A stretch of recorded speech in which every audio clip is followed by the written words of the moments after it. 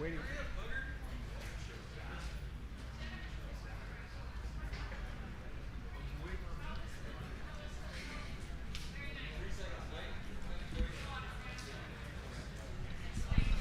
Hey, good morning. I show 0700. My name is Paul Carlos. I'm the Plant Section Chief Trainee for Incident Management Team 1, and this is the operational briefing for the west zone of the Dixie incident.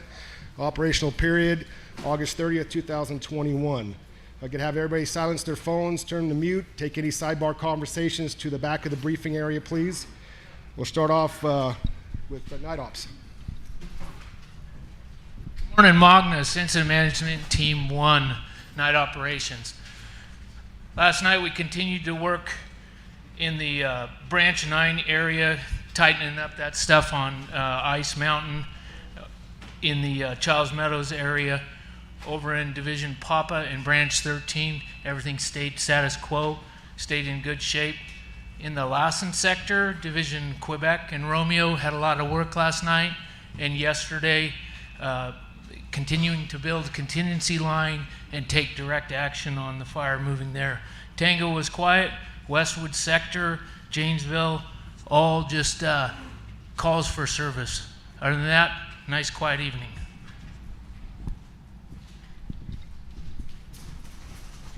There have been no changes to the incident objectives. Please reference your 202 in the IAP.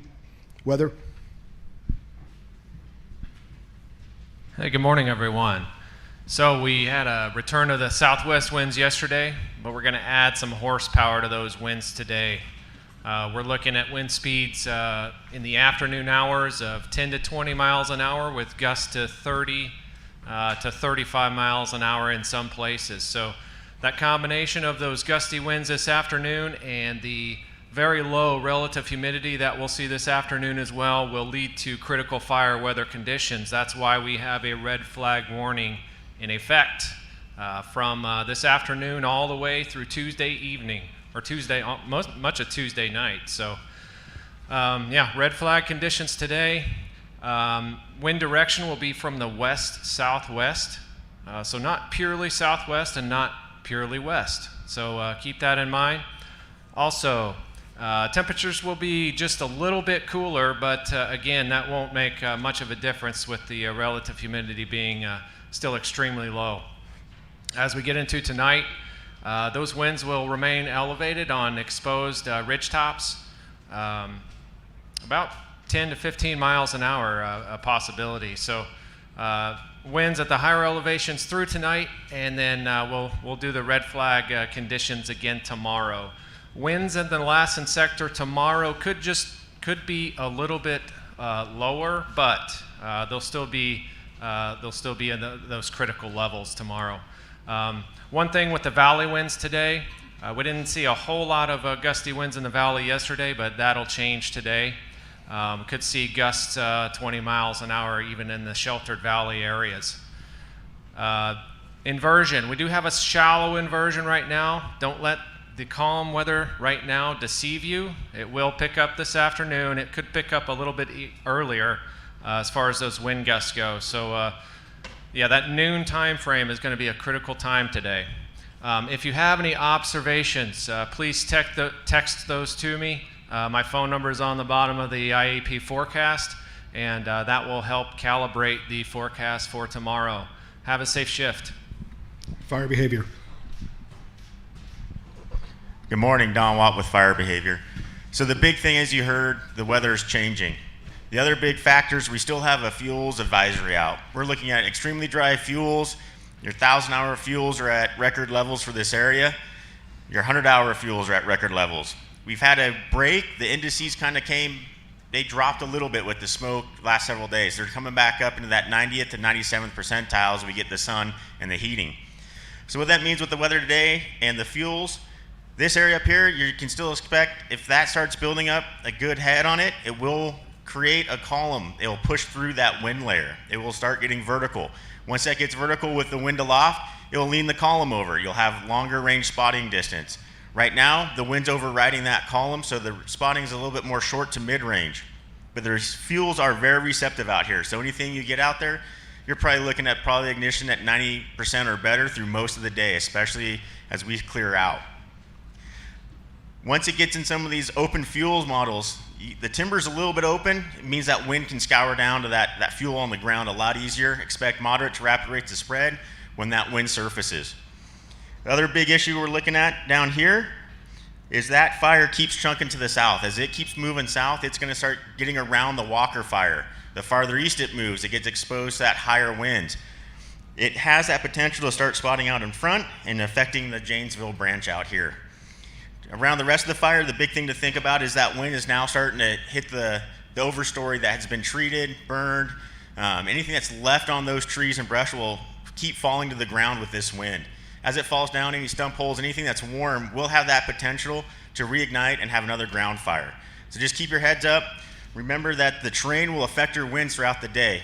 West, southwest, look at those areas, see how it's going to affect you.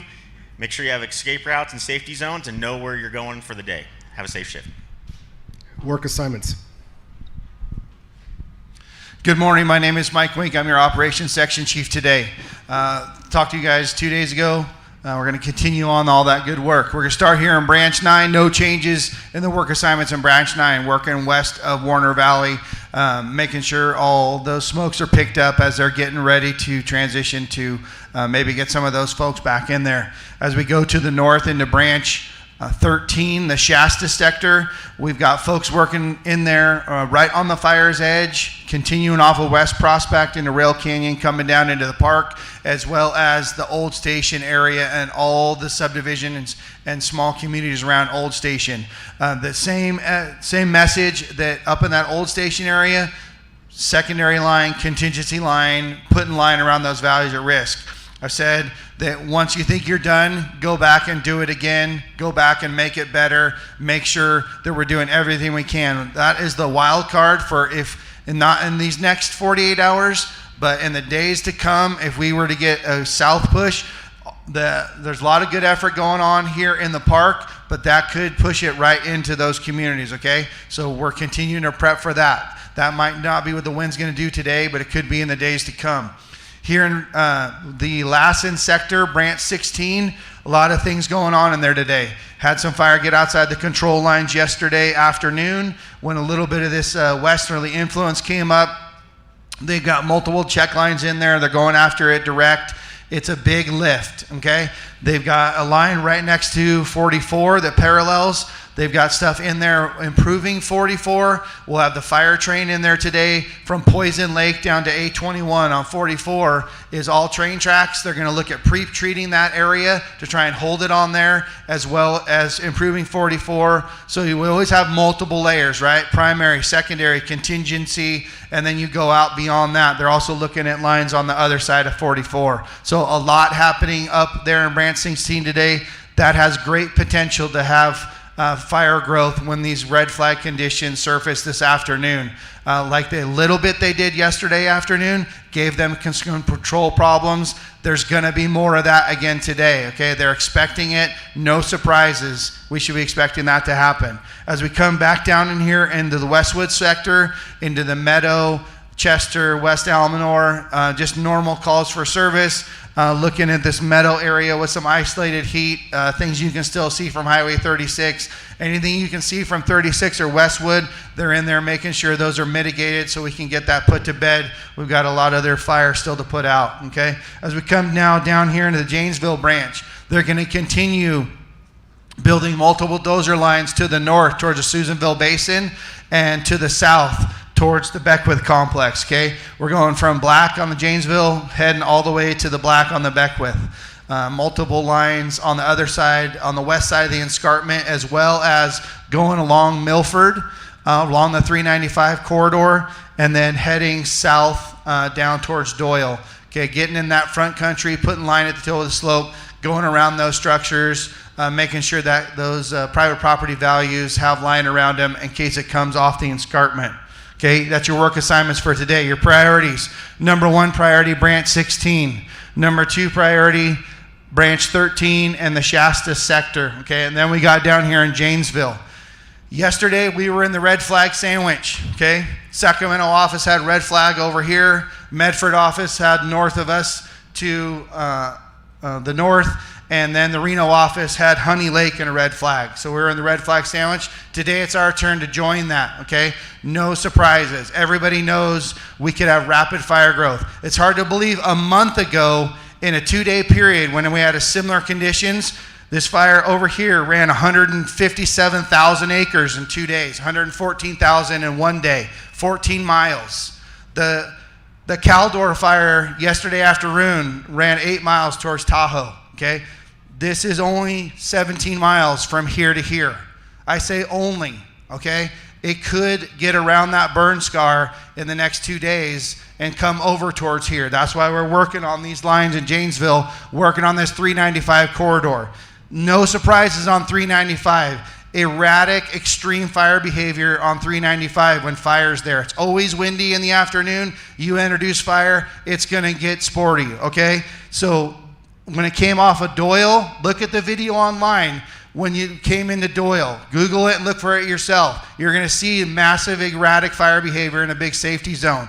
When it came into Janesville, some of you were here when that happened. That was also erratic. In 1989, the Eagle Fire burnover. First responders were burned and sent to the hospital because they were on that 395 corridor. No surprises. As you leave base camp today, every person should have a tool and a back pump. Just like in the Marines, every Marine is a rifleman. Everybody going out of the lines a firefighter. Go to supply and get a back pump if you don't have one. You put out one spot fire in somebody's yard and save their house, it was worth it today or tomorrow. Okay, IWI. If you have an IWI, make sure you have accountability when this extreme fire behavior comes. Set the tone, be calm, have a plan, have a backup plan. If you have somebody injured, don't wait for help to come. Go into action and then rendezvous with the help that's coming. Okay, the last thing is everybody knows about lots of acronyms in the fire service, right? Yesterday I talked about a new acronym. So you've heard about LACES, right? Lookouts, communications, escape routes, safety zones. You got a new one now. Places, pressure, lookouts, communications, escape routes, safety zones. The pressure that you're feeling from this weather change is coming, and you know there could be rapid fire growth and extreme fire behavior. The pressure from home, the pressure for being here for weeks, all the other things. Take a minute, make sure you have a plan, make sure you have your safety zones identified. I'll see you out there. Roll call. Good morning, Jordan Weber, Resources for your sector, branch, and divisional roll call. And when you hear your name, please stand. For the Shasta sector, Rayleigh. Here. Branch 9, Smith. Here. Division Juliet, Ibarra. Here. Division Lima, Riley. Here. For Branch 13, Klemick. Here. Divisions November, Oscar, and the last NIA are briefing in the field. So Division Papa, Bots. Here. Shasta Contingency, Stornetta. Here. For the Lassen sector, Prather. Here. Branch 16, Boston. Here. Division Quebec, Rivers. Here. Trainee, Tui. Here. Division Romeo, Swope. Here. For the Westwood sector, Irma Garrett. Here. Clear Branch, Frederick. Here. Duffy, Hunter. Here. Westwood, Downs. Here. Lassen Fire Suppression Repair, Hauser. Here. For Janesville Branch, Walton. Here. Milford, Grandal. Here. Hicks, Wilson. Here. And Antelope, Whitchurch. Here. Thank you. Have a safe day. Air operations. Good morning. Matt Hill, Air Operations Incident Management Team 1, CAL FIRE. For fixed wing, we'll have air attack, ASM, 2 S2s, and 1 LAT. For rotor wing, we'll have 14 Type 1 water droppers, 3 Type 2s, and 6 Type 3s. We have 1 mobile retardant base over by Old Station and 2 helibases. We do have Guard 840 based out of Reno. It is a 24-hour ALS hoist. And then we do have Guard 822 out of Reading. Make sure you're monitoring air-to-ground command. It's mainly used for divisions and above, but please monitor it and make sure you're monitoring air-to-ground TAC. Make it a safe shift. Thank you. Communications. Good morning, Corey Costa, Commel trainee. For today's operational period of August 30th, there's no changes to the comp plan. The last clone was on August 24th and 25th, so if you're new to the incident, please come by and we'll get you cloned up. Today's West Zone 205s will be page 36 and 37, and East Zone page 38. So we have moved. We are going to be over on the west side of the perimeter of the asphalt over here. You'll see the large communications unit and 2 trailers in front of that. That's where you're going to need to come if you need to get cloned, radio repairs, any questions or concerns, come see us. Have a safe shift. Medical. Good morning, Mike Brown, Medical Unit Leader. If you please turn to page 40 in your IAP, you'll find today's medical plan. If you have any in-camp medical needs, CalMat is now located in the tents to your left. Today we have 3 ALS ambulances, 3 line medic teams to support you on the ground. If you look at box 8, the column on the left is the procedures you need to follow in case we have an IWI. The procedures the column on the right is what we need, the information we need to mitigate your emergency. If you have any questions, our trailer has a flag on it over here in trailer row. Have a safe shift. Safety. Good morning, everybody. Brad Niven, Safety Officer with Incident Management Team 1. For today, ask is that every single person on the line receives a documented tailgate safety session concerning the critical fire weather and the potential for the extreme fire behavior that's out there.